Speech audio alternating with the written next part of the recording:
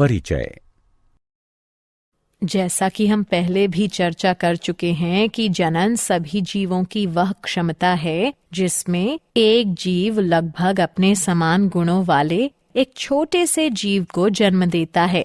हाँ, तथा जनन की प्रक्रिया के लिए हमें लैंगिक संपर्क बनाना पड़ता है, किंतु अगर हम बिना किसी सुरक्षा लिए ये करते हैं तो संक्रमित साथी से हमें अनेकों रोग हो जाते हैं। जनसंख्या में तीव्र तेज वृद्धि के कारण हम जनसंख्या विस्फोट का निरीक्षण करते हैं। हाँ, ये सब मृत्यु दर में कमी और जीवन काल में वृद्धि का परिणाम है। तो आओ इस पाठ में हम जनन के बारे में विस्तार से चर्चा करें। उद्देश्य। इस पाठ के अंत में आप निम्न करने में सक्षम हो जाएंगे: जनन स्वास्थ्य के महत्व को समझना, यौन संचारित रोगों को पहचानना, जनसंख्या के नियंत्रण की विधियों को समझना, लिंग अनुपात को समझना, जनसंख्या आकार को पहचानना।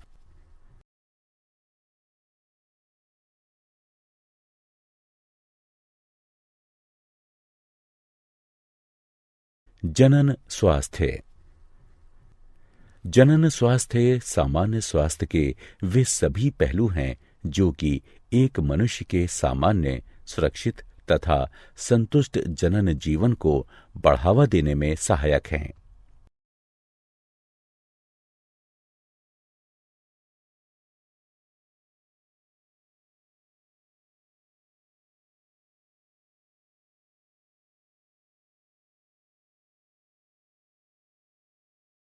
यौन संचारित रोग।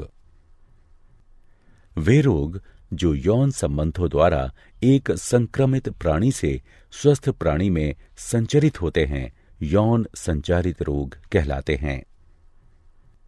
ये विभिन्न सूक्ष्म जीवों द्वारा, जो कि योनि, मूत्रमार्ग, गुदा और मुख के गर्म और नमी वाले वातावरण में रहते हैं, इनके द्वारा उत्पन्न होते हैं।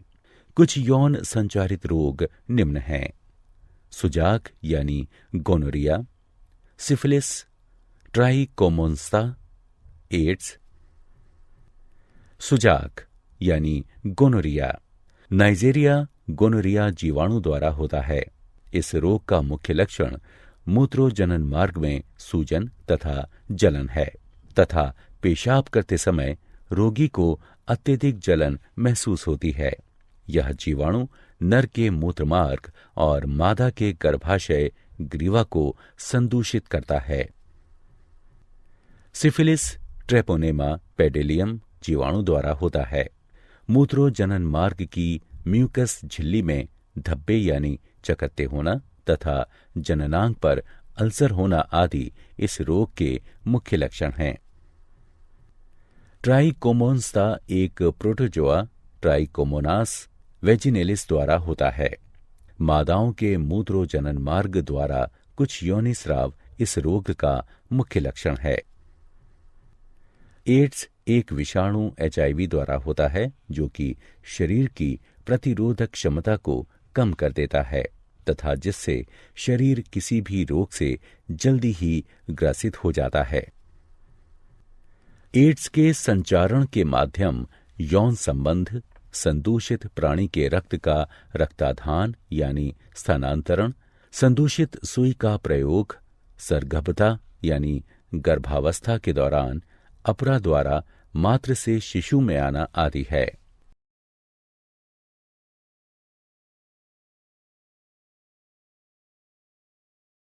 जन्म नियंत्रण की विधियां। सगर्भता गर्भावस्था का नियंत्रण करने के लिए अनेक तकनीकियां विकसित की गई हैं। ये मुख्यतः 3 प्रकार की होती हैं: यांत्रिक अवरोधक विधि, रासायनिक विधि, शल्य क्रियात्मक विधि।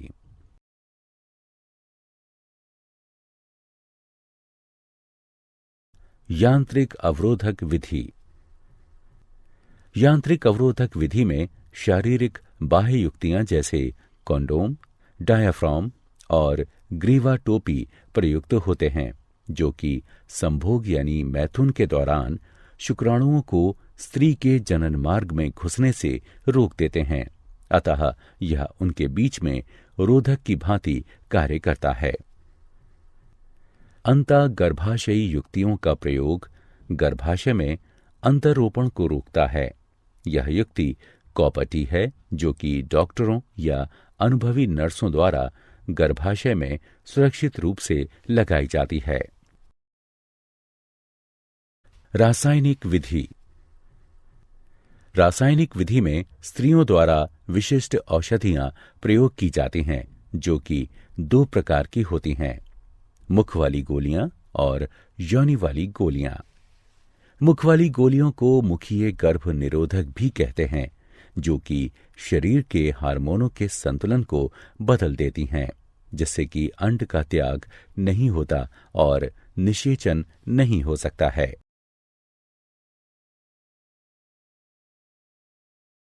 शल्य क्रियात्मक विधियां। शल्य क्रियात्मक विधियों में नरों में शुक्रवाहक के एक छोटे से हिस्से को काट या बांध दिया जाता है। इसे शुक्रवाहक उच्छेदन यानी वासेक्टोमी कहते हैं। अतः शुक्रवाहक रोधित हो जाता है। इस प्रकार शुक्राणुओं का स्थानांतरण रुक जाता है। मादाओं में अंडवाहिनी नलिका शल्य क्रियाओं के द्वारा काट या बांध दी जाती है। इसे नलिका उच्छेदन यानी ट्यूबेक्टोमी कहते हैं।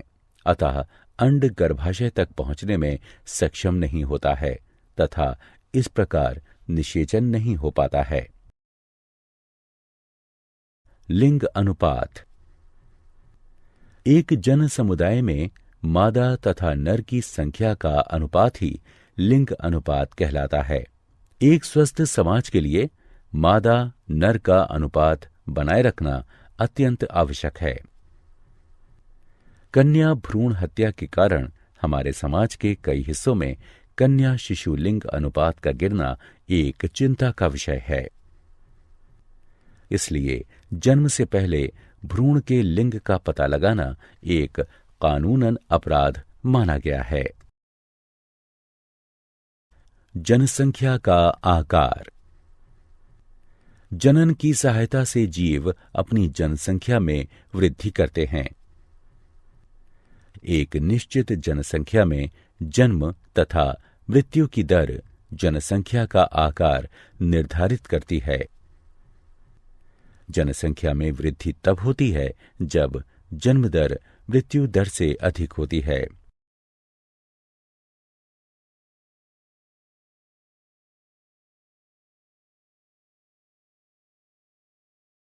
क्या आप जानते हैं, मानव जनसंख्या वृद्धि की चरघातांकी अवस्था 1750 एडी में शुरू हुई थी।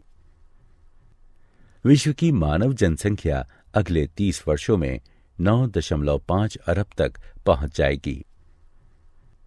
भारत ऐसा पहला देश बना जिसमें 1951 में सरकार द्वारा प्रवर्तित परिवार नियोजन को अपनाया। नाको राष्ट्रीय एड्स नियंत्रण संस्था। भारत ने 1987 में राष्ट्रीय एड्स नियंत्रण संस्था प्रारंभ की थी। प्रत्येक वर्ष 1 दिसंबर विश्व एड्स दिवस के रूप में मनाया जाता है।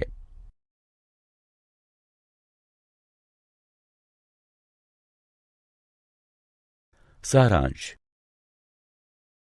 आइए हमने जो कुछ सीखा है उसे संक्षेप में दोहराएं। मानव जनसंख्या में तीव्र वृद्धि जनसंख्या विस्फोट कहलाती है। इसका मुख्य कारण मृत्यु दर में तीव्र गिरावट और जीवन दर में तीव्र बढ़ोतरी होना है। जनसंख्या विस्फोट के परिणाम अनुसार कुप्रभाव उत्पन्न होते हैं, इसलिए तत्कालीन जनसंख्या नियंत्रण की आवश्यकता है। जनसंख्या वृद्धि परिवार नियोजन कार्यक्रमों के द्वारा रोकी जा सकती है, जिसके अंतर्गत विभिन्न प्रकार के यांत्रिक, रासायनिक, शल्य क्रियात्मक और प्राकृतिक विधियां आती हैं।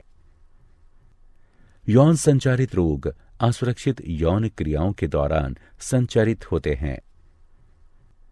एड्स, क्लैमिडिएटा, सुजाक यानी गोनोरिया, सिफिलिस, हेपेटाइटिस बी, जननिक परिसर्प यानी जेनाइटल हर्पीज और ट्राइकोमोनास्ता आदि कुछ सामान्य यौन संचारित रोग हैं। जीवन साथी के साथ वफादारी निभाकर तथा समलैंगिकता, वैश्यावृत्ति तथा अनेक लोगों के साथ सेक्स करने को रोककर इन्हें प्रबंधित तथा नियंत्रित किया जा सकता है।